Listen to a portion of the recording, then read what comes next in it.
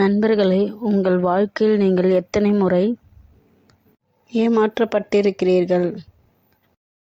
உங்களை யாரும் மதிக்கவில்லை என்று நினைத்ததுண்டா? உங்கள் கனவுகள், உங்களின் உழைப்பு மற்றவர்களால் எளிதாக பயன்படுத்திக் கொள்ளப்பட்டதா? இந்த கேள்விகள் உங்கள் மனதை உறுத்தினால் இந்த வீடியோ உங்களுக்காக மட்டும்தான். இந்த உலகில் வெகுளித்தனமாக இருப்பது ஒரு நல்ல குணம். ஆனால் அதுவே உங்களின் மிகப்பெரிய பலவீனமாக மாறும்போது உங்கள் வாழ்க்கையே கேள்விக்குறியாகிறது. இன்று நாம் காணப்போகும் 10 விதிகள் உங்கள் வாழ்க்கையை முழுமையாக மாற்றப்போகும் ரகசியங்கள். இவை வெறும் வார்த்தைகள் அல்ல, இவை வெற்றி அடைந்தவர்கள் பின்பற்றும் யுக்திகள். ஒவ்வொரு விதியும் உற்று நோக்கினால் நீங்கள் எப்படி புத்திசாலி, சாமர்த்தியசாலி மற்றும் உங்கள் வாழ்க்கையின் எஜமானராக மாறப்போகிறீர்கள் என்பது புரியும். இந்த வீடியோவை முழுமையாக பாருங்கள், ஏனென்றால் இந்த 10 நிமிடங்களுக்கு பிறகு நீங்கள் வேறொரு புதிய நபராக இருப்பீர்கள். விதி 1: உங்கள் பலவீனங்களை ஒருபோதும் வெளிப்படுத்தாதீர்கள். நண்பர்களே, உங்கள் பலவீனங்களை பற்றி நீங்கள் யாரிடமாவது கூறினால் அவர்கள் அதை ஆயுதமாக பயன்படுத்தி கொண்டு உங்களை தோற்கடிக்க முயற்சிப்பார்கள். இதுதான் உலகின் முதல் மற்றும் மிக முக்கியமான உண்மை. ஒரு முறை ஒரு பெரிய நிறுவனத்தின் CEO தன்னுடைய மன அழுத்தத்தை பற்றி தன் நெருங்கிய நண்பர்களிடம் கூறும்போது அது சில நாட்களில் வியாபார உலகில் ஒரு வதந்தியாக பரவி அவரின் போட்டியாளர்கள் அந்த தகவலை பயன்படுத்தி அவருக்கு பெரும் நஷ்டத்தை ஏற்படுத்தினர். அவர் ஒரு உண்மையை உணர்ந்தார்: உங்கள் பலவீனங்களை மற்றவருக்கு காட்டும்போது நீங்கள் ஒரு திறந்த புத்தகத்தைப் போல ஆகிவிடுகிறீர்கள். உங்கள் பலவீனங்களை இரகசியமாக வைத்துக் கொள்ளுங்கள். உங்கள் காயங்களை ஒருபோதும் உலகிற்கு காட்டாதீர்கள்.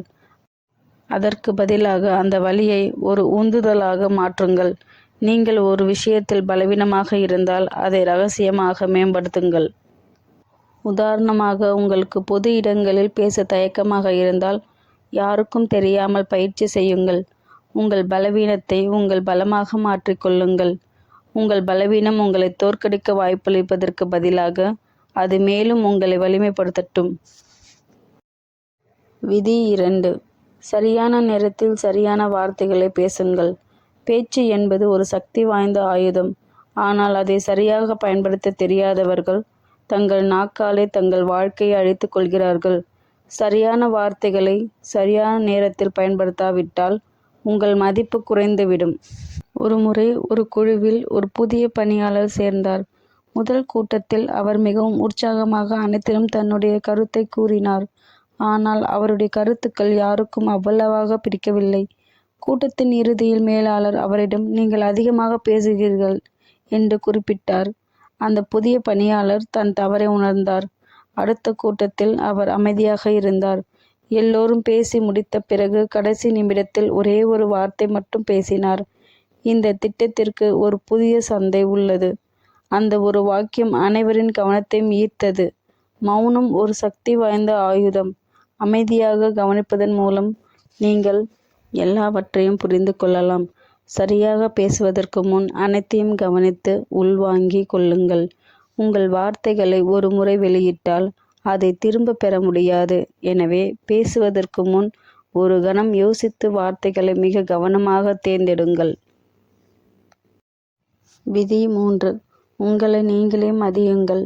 நண்பர்களே, நீங்கள் உங்களை மதிக்காத வரை இந்த உலகம் உங்களை ஒருபோதும் மதிக்காது.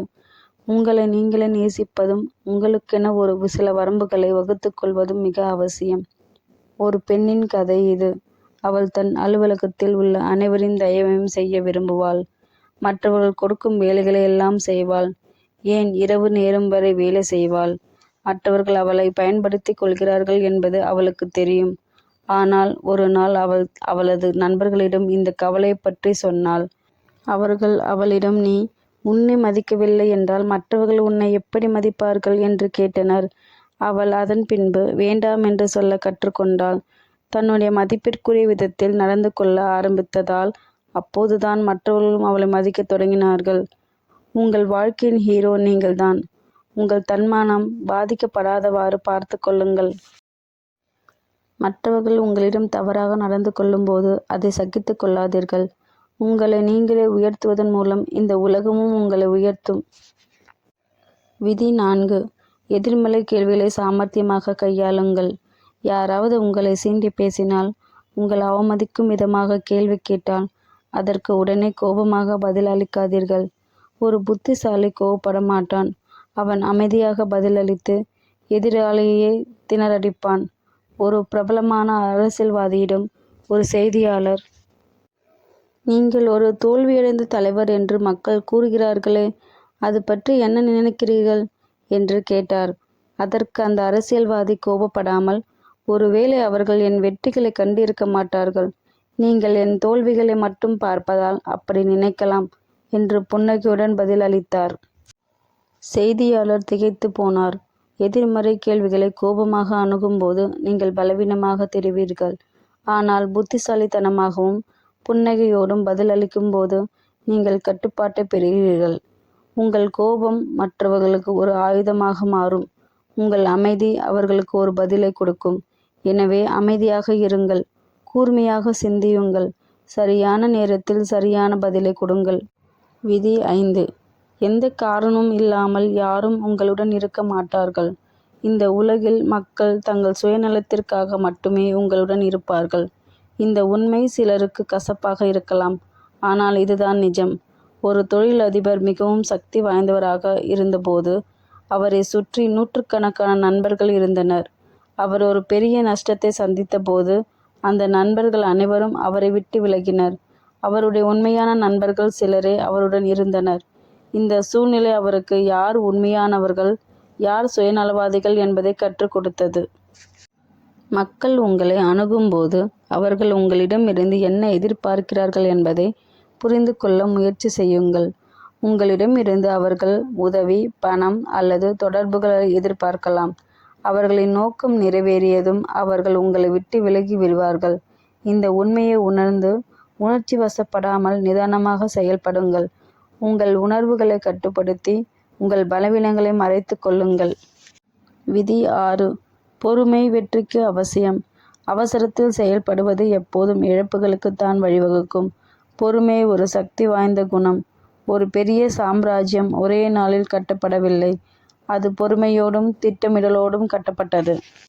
ஒரு முறை ஒரு இளம் தொழிலதிபர் மிகவும் அவசரமாக பெரிய முதலீடுகளை செய்தார். ஆனால் அவர் சந்தையை பற்றி முழுமையாக புரிந்து கொள்ளவில்லை. இதனால் அவருக்கு பெரும் நஷ்டம் ஏற்பட்டது. அதன் பிறகு அவர் பொறுமையை கற்றுக்கொண்டார். ஒவ்வொரு முதலீட்டையும் ஆராய்ந்தார். சந்தையின் போக்குகளை புரிந்து கொண்டார். அதன் பிறகு அவர் எடுத்த ஒவ்வொரு முடிவும் அவருக்கு லாபத்தை ஈட்டியது. பொறுமையாக இருப்பதன் மூலம் நீங்கள் சிறந்த முடிவுகளை எடுக்க முடியும். உணர்ச்சி வசப்பட்டு முடிவெடுப்பதை தவிர்க்கலாம். பொறுமை என்பது புத்திசாலித்தனத்தின் முதல் அறிகுறி. விதி 7. பேசுவதற்கு முன் யோசியுங்கள். உங்கள் வார்த்தைகள் உங்கள் சக்தி வாய்ந்த ஆயுதம். அதை சரியாக பயன்படுத்த தவறினால் அது உங்களுக்கு பெரும் ஆபத்தை ஏற்படுத்தும். நீங்கள் பேசும் ஒவ்வொரு வார்த்தையும் உங்கள் ஆளுமையை காட்டுகிறது. ஒரு குடும்பத்தில் நடந்த கதை இது. ஒரு மகன் கோபத்தில் தன் தந்தையிடம் சில கசப்பான வார்த்தைகளை சொன்னான். அடுத்த நாள் மன்னிப்பு கேட்டான். ஆனால் அந்த வார்த்தைகள் தந்தையின் மனதில் ஒரு வடுவை ஏற்படுத்தி விட்டது. மன்னிப்பு என்பது கசப்பான வார்த்தைகளை நீக்காது. அது மனதின் வடுவை மட்டுமே குறைக்கும். பேசுவதற்கு முன் ஒரு கணம் யோசியுங்கள். உங்கள் வார்த்தைகளை ஒரு முறை வெளியிட்டால் அதை திரும்ப பெற முடியாது. உங்கள் வார்த்தைகள் பாலத்தை போல பலரை இணைக்கலாம். உங்கள் வார்த்தைகளை கவனமாக தேர்ந்தெடுத்து பொறுமையுடன் பேசுங்கள். விதி 8. நேருக்கு நேர் கண் பார்த்து பேசுங்கள். ஒருவருடன் பேசும்போது அவர்களின் கண்களை பார்த்து பேசுவது உங்கள் தன்னம்பிக்கையை வெளிப்படுத்தும். இது உண்மையை பேசுகிறீர்கள், மேலும் உங்கள் வார்த்தைகளில் நீங்கள் உறுதியாக இருக்கிறீர்கள் என்பதை காட்டுகிறது. உதாரணமாக, ஒரு நேர்காணலில் ஒரு இளைஞன் கண்களை பார்த்து பேசாமல் இருந்தான். அவனுடைய பதில்கள் சரியானதாக இருந்த போதிலும் நேர்காணல் செய்பவருக்கு அவன் பொய் சொல்கிறான் அல்லது தன்னம்பிக்கை இல்லாமல் பேசுகிறான் என்று தோன்றியது. இன்னொரு இளைஞன் கண்களை பார்த்து பேசினான். அவன் பேசும் ஒவ்வொரு வார்த்தையும் உண்மையானது என்று தோன்றியது. கண்களை பார்த்து பேசும் கலை மற்றவர்கள் உங்களை நம்புவதற்கு உதவுகிறது. இது ஒரு நேர்மறையான தோற்றத்தை உருவாக்குகிறது. விதி 9. உங்கள் எல்லைகளை நீங்களே வகுக்காதீர்கள். நீங்கள் உங்களுக்குள் ஒரு எல்லையை வகுத்து கொண்டால் ஒருபோதும் வளர மாட்டீர்கள். உங்கள் வாழ்க்கையை மேம்படுத்த உங்கள் ஆறுதல் வட்டத்திலிருந்து வெளியே வந்து சவால்களை எதிர்கொள்ளுங்கள். ஒரு சிறிய நண்டின் கதை இது. அது ஒரு பெரிய கடலை தாண்ட விரும்பியது. ஆனால் அதன் சக நண்டுகள் நாம ஒருபோதும் பெரிய கடலை தாண்ட முடியாது என்று கூறினர். ஆனால் அந்த நண்டு எல்லையை தாண்ட முயற்சித்தது. முதலில் அது தோல்வி அடைந்தது. ஆனால் ஒவ்வொரு முறையும் முயற்சி செய்து இறுதியாக கடலை தாண்டியது. நீங்கள் உங்களை ஒரு குறிப்பிட்ட எல்லைக்குள் வைத்து கொண்டால் நீங்கள் ஒருபோதும் பெரிய சாதனைகளை புரிய முடியாது. உங்கள் இலக்குகளை பெரிதாக வையுங்கள். உங்கள் முயற்சிகளை அதைவிட பெரிதாக வையுங்கள். விதி 10. லட்சியம் இல்லாதவர்களிடமிருந்து விலகி இருங்கள். உங்கள் நண்பர்கள் யார், நீங்கள் யாருடன் பழகுகிறீர்கள் என்பது உங்கள் எதிர்காலத்தை தீர்மானிக்கும். கனவுகளும் லட்சியங்களும் இல்லாதவர்களிடம் பழகினால் உங்களின் ஆற்றல் வீணாகிவிடும். அக்னி சிறகுகள் பறவையின் கூட்டத்திலிருந்து விலகி கழுகுகளின் கூட்டத்துடன் பறந்தன. ஒரு நாள் ஒரு கழுகு அதனிடம், "நீ பறவை அல்ல, நீ கழுகு" என்று சொன்னது. அந்த வார்த்தை அக்னி சிறகுகளின் பார்வையை மாற்றியது. அது கழுகுகளுடன் சேர்ந்து வானில் உயர பறக்க கற்றுக்கொண்டது. உங்களை ஊக்குவிக்கும், உங்களை மேலே கொண்டு செல்லும் நபர்களுடன் இருங்கள். உங்கள் கனவுகளை பகிரும், உங்கள் இலக்குகளை புரிந்து கொள்ளும் நபர்களுடன் இருங்கள். அவர்கள் உங்கள் வாழ்க்கையின் போக்கையே மாற்றலாம். முடிவுரை. நண்பர்களே, வெகுளித்தனமாக இருப்பது ஒரு நல்ல குணம். ஆனால் இந்த உலகில் வாழ கொஞ்சம் புத்திசாலித்தனம் தேவை. இந்த 10 விதிகளை பின்பற்றுவதன் மூலம் நீங்கள் வாழ்க்கையில் பெரும் வெற்றியை பெறுவீர்கள். ஒரு பெரிய இதயம் வைத்திருப்பது நல்லது, ஆனால் புத்திசாலித்தனமாக பயன்படுத்துவது மிகவும் அவசியம். உங்கள் மூளை மற்றும் இதயத்தை ஒன்றாக பயன்படுத்து.